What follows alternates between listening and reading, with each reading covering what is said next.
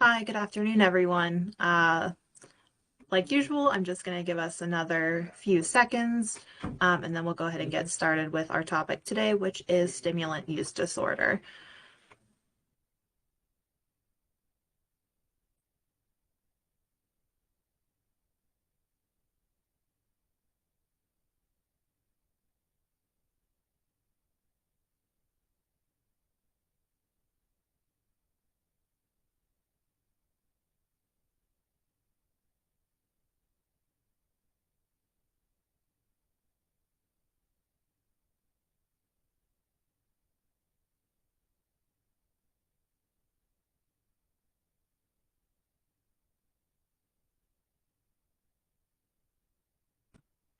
Alrighty, we'll go ahead and get started. So thank you for joining us again. Our topic for this month for our family and community webinar is stimulant use disorder. And I just asked for your patience today. I'm traveling, so I'm down to one of my screens. It may be a little bit clunkier for kind of juggling things with the Q&A box and the PowerPoint, but we'll make the best of it. So if you have any questions as we're progressing through the slides, you're welcome to use the Q&A box to ask anything that is coming to mind for you. We have done probably around 18 webinars at this point. So if you have any suggestions for future topics and you feel inclined to pop those in the Q&A box, those are certainly welcome too.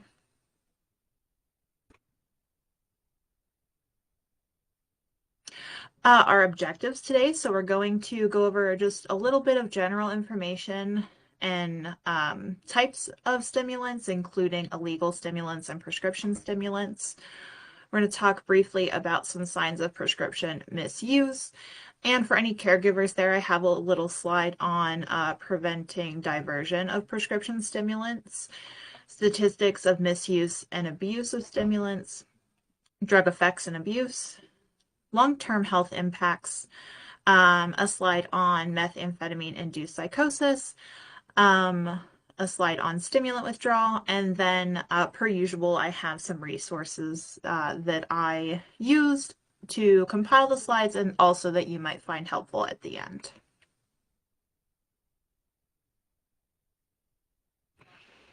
Okay, so what are stimulants? So stimulants are a class of drug that increase activity or they speed up messages between the body and the central nervous system. So the effects can be making a person feel more awake, alert, confident, and energetic.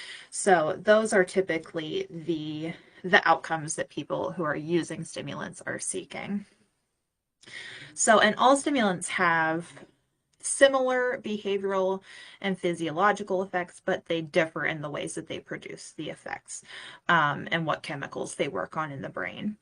So stimulants can include certain foods, drinks, and tobacco products, like coffee, chocolate, cigarettes, dietary supplements, over-the-counter medications like a nasal decongestant, prescription medications, and illegal substances such as cocaine and methamphetamine.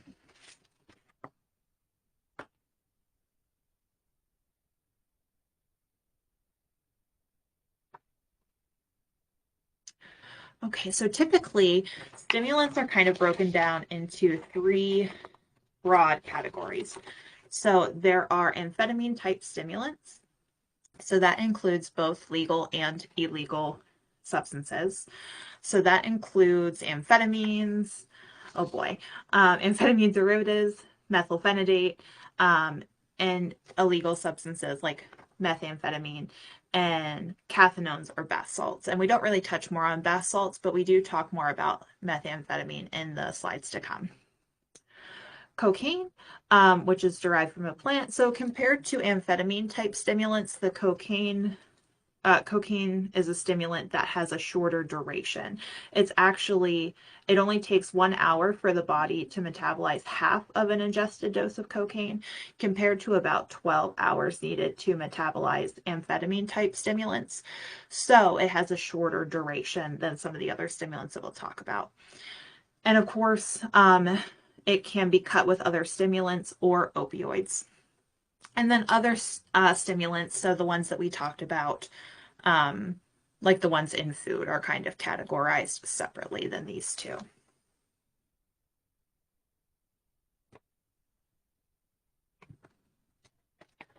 Okay, so prescription stimulants are a Schedule II drug, meaning that they have a high risk of being abused and they're highly controlled. The most common prescription stimulants are kind of three different categories. And drugs that we commonly know or have some familiarity with are a combination of one or more of these. So amphetamines, methylphenidates, and dextroamphetamines. So they function to increase alertness, increase energy, and increase concentration in individuals. Typically with ADHD and narcolepsy, there can be some uses for treatment of obesity as well that I came across while researching. So brands that we might be familiar with are Adderall, Dexedrine, Ritalin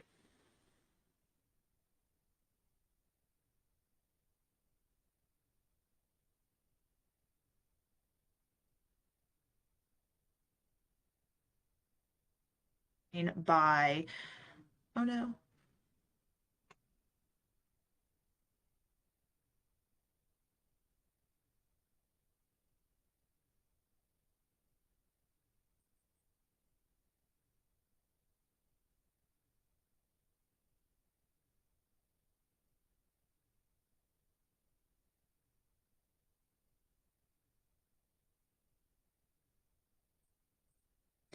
Dexedrine then is dextroamphetamine. Ritalin and Concerta are both methylphenidate. So Concerta is a relatively new one that was approved by the FDA in around 2000, and it is an extended release version of Ritalin.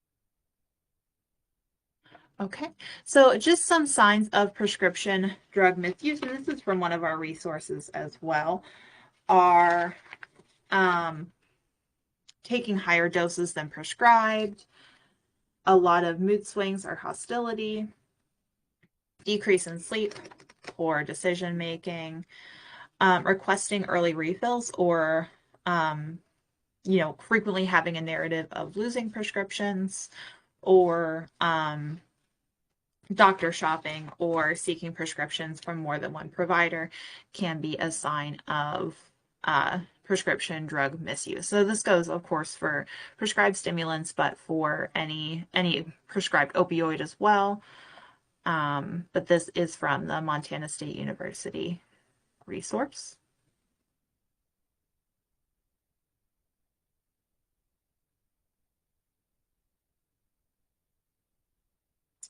And for um, rates of stimulant use without a prescription are highest among adolescents and young adults, which may not be surprising.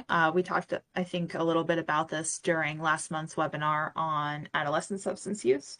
So it is around 9.5% among high school seniors and 17% among college students who have indicated a lifetime use of a stimulant without a prescription. So if you are a caretaker for somebody who is prescribed some sort of stimulant medication, or again, just a general medication that could, maybe is a scheduled drug or could have some sort of abuse potential, um, the recommendations include, having a conversation with the kiddo about respecting the purpose of the medication and making sure to use it as prescribed, um, making sure they're aware that the purpose of their medication, the laws, how it can interact with other substances, which we talk about in a little bit, and there may be some surprising interactions there were for me when I was researching.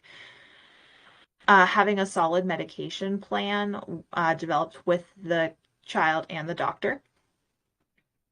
Taking steps to safeguard the medication, so that could be having the medication locked away, being a person to administer the medication depending on the age of the child, their responsibility level. And then just making sure that you're planning ahead for any sort of prescription renewals, just based on some of the regulations regarding schedule, high schedule drugs can make getting prescriptions timely a little bit more challenging, like not being able to take certain types of renewals compared to um, prescription medications that aren't a scheduled drug.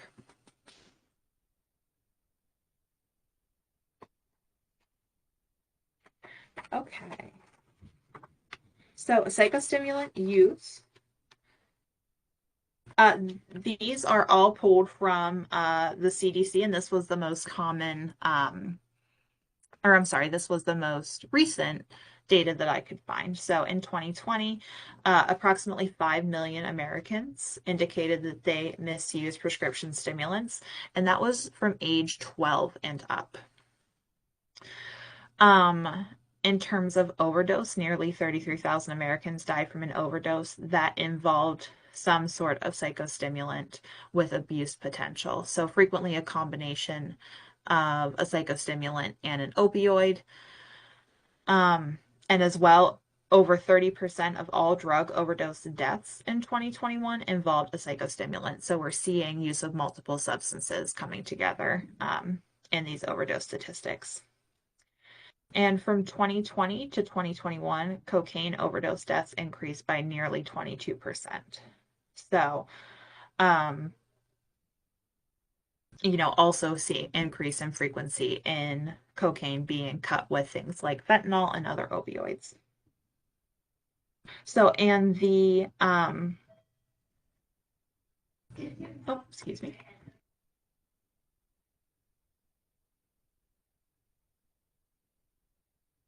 And that was an increase in 2021 compared to 24,000 Americans dying from an overdose involving cocaine the year prior.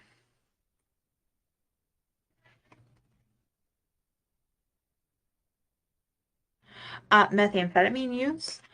Um, I wanted to point out too that less than 1 in 3 of the people who meet diagnostic criteria for stimulant use disorder receive treatment. So, out of the 2.5 million Americans that reported having used methamphetamine in the last year, 53 of them met diagnostic criteria for a stimulant use disorder, which was a very surprising percentage to me. I figured it would be higher. 3% reported injecting methamphetamine in the last year. And of course, co-occurring mental health and substance use was really common among these individuals.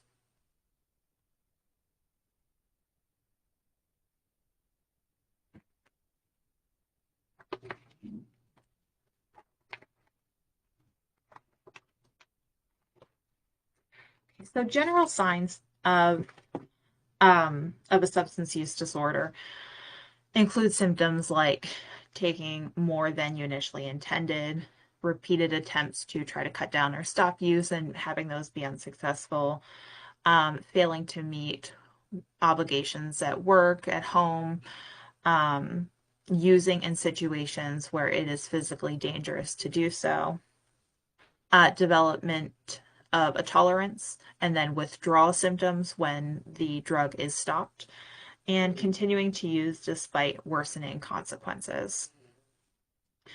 So, those are all things to keep in mind in terms of criteria for a stimulant use disorder.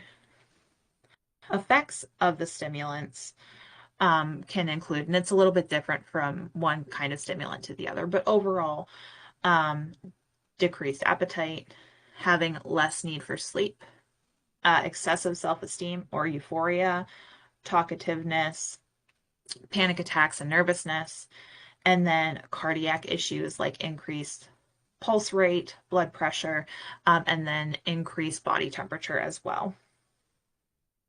So for cocaine in particular, that's associated with increased heart and respiratory rates, elevated blood pressure and body temperature, dilated pupils, irregular heart rate, and damage to small blood vessels in the brain. Methamphetamine, similarly, with elevated body temperature, and and also includes severe damage to the liver with high doses. And methamphetamine high doses may produce repetitive or compulsive acts. It can cause irritability, excitement, hallucinations. So those include visual, auditory, or tactile hallucinations, altered perceptions of reality. And then people who are using methamphetamine may engage in protective behaviors in response to those kind of irrational beliefs and fears. We also see pretty quick changes to mood as well. Long-term impacts, so those include heart dysfunction, different outcomes, including cardiomyopathy, angina, increased risk for heart attack, weakened immune responses, so being more susceptible to different infections, and then depending on the route used, skin abscesses if it is an IV substance user, rapid tooth decay and gum disease, colloquially known as meth mouth, for people that are smoking methamphetamine, deviated septum if they are snorting the substance, and lung damage again if they are smoking the substance. Psychological impacts include paranoia and associated behaviors, really rapid mood fluctuations, increased anxiety, depression, hostility, and aggression. The psychotic symptoms as well can be present for months or years after use is stopped, and we'll talk about that in another slide.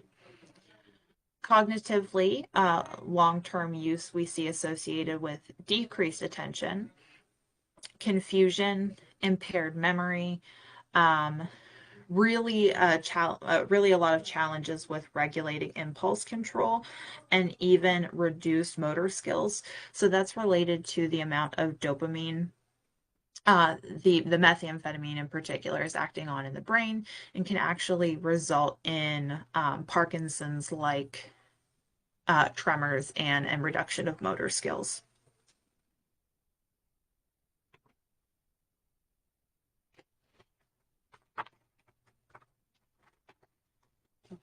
Methamphetamine psychosis. So we talked a little bit about this too in our mental health and substance use webinar, but psychosis is a serious effect of heavy methamphetamine use. The higher the risk, or a higher risk is associated with younger age of use, more frequent use, and then higher blood concentration of methamphetamine at the time. So symptoms can include being overly suspicious of others, having strange beliefs about things that are not plausible or not realistic, and hallucinations. So duration, the symptoms can usually last 2 to 3 hours and sometimes can be more severe and last for several days.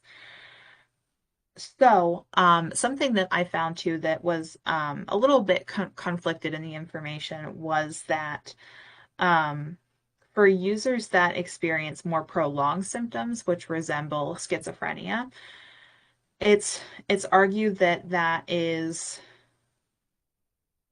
it's a form of methamphetamine psychosis, but this article from National Drug and Alcohol Research Center said that it would be more accurately described as precipitation of schizophrenia in individuals who are already vulnerable. And we know that individuals with schizophrenia have much higher rates of substance use and substance use disorder than the general population. Um, Yes, and again, just when symptoms recur in the absence of methamphetamine, the person probably has some other psychotic disorder. So, some other kind of behavioral symptoms include being overly alert, agitated, jumpy, overreactive behavior, really rapid speech patterns, jumping from topic to topic, kind of having confused thought processes that are difficult to follow, irrational and unpredictable behaviors, um, maybe engaging with their hallucinations, um, arguing with, yelling with people for no apparent reason. Um, and then some signs of meth intoxication include dilated pupils, sweating profusely, widened eyes, so some other things to consider. And here are some symptoms of stimulant withdrawal. So, um,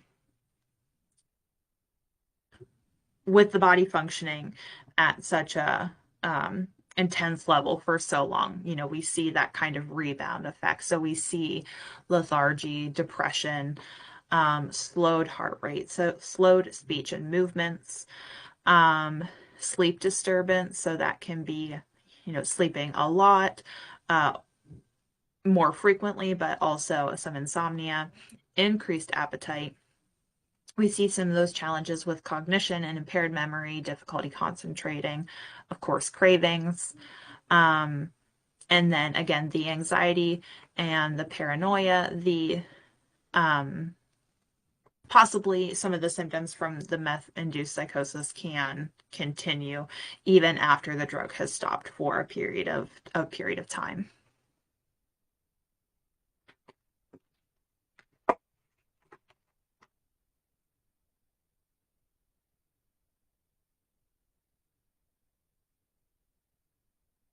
Okay. And drug interactions. So, this is from the Alcohol and Drug Foundation, and it was really interesting, definitely surprising for me. Um, and we might pop this up here at the end and take a look, but I did include it in the resources sheet. So, especially Adderall was the main one that was referenced, but it cautioned against using Adderall with some other types of antidepressants. So, mostly it can increase the risk of serotonin syndrome, but can also increase the risk of heart-related side effects, and seizures as well. So the drug classes that were pointed out specifically, um, with pretty significant interactions to Adderall included MAOIs, tricyclic antidepressants, SSRIs, SNRIs, lithium, Remron, and Wellbutrin, that also cautioned against things like antacids, and they included Tums and Alka-Seltzer in this list of drug interactions. So definitely something I was surprised to learn. A mix of Adderall and alcohol can reduce the effects of alcohol and contribute to kind of increased alcohol use to achieve that euphoria. It can function to increase blood pressure, cause a faster irregular heartbeat, increase risk of stroke, and can worsen symptoms of ADHD.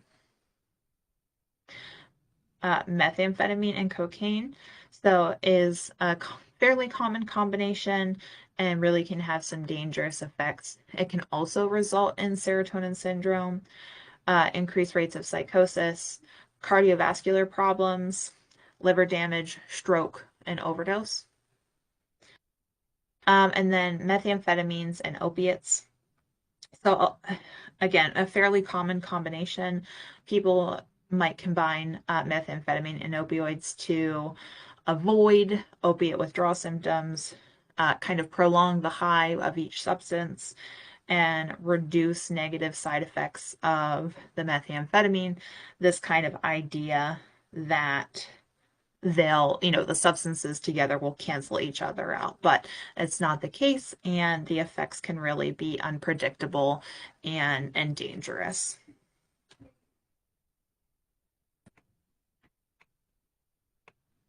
So here are some of the resources that I use, and I encourage you to take a look at. This one by Montana State University is a stimulant infographic. So a potential trigger warning, it does have pictures of the substances as well. If to educate folks about identifying those. It does include things like cat, bath salts, and oh gosh, I'm forgetting another one. It just has a more extensive list than maybe the ones we covered today. SAMHSA.gov has a treatment of substance use disorder article. It's a little bit older, but it goes into a lot of the scopes of the problems associated with widespread stimulant abuse. The Medical News Today link that I have here has the Adderall interactions and stimulant interactions with other drugs. American Addiction Centers also talks about some treatment options. And then I included this one that I came across about uh, it's CHAD, Children and Adults with Attention Deficit Hyperactivity Disorder. So for anybody looking for information on prescribed stimulants and treating ADHD, this has resources for not only caregivers, but also has an adult support community. And it does have some information about, prescription misuse and preventing diversion, specifically for young adults and teenage people that may be taking, maybe prescribed those. Okay, so that is kind of my last information slide. I do, of course, have our next webinar, but if there are any questions, you can go ahead and pop those in the chat now.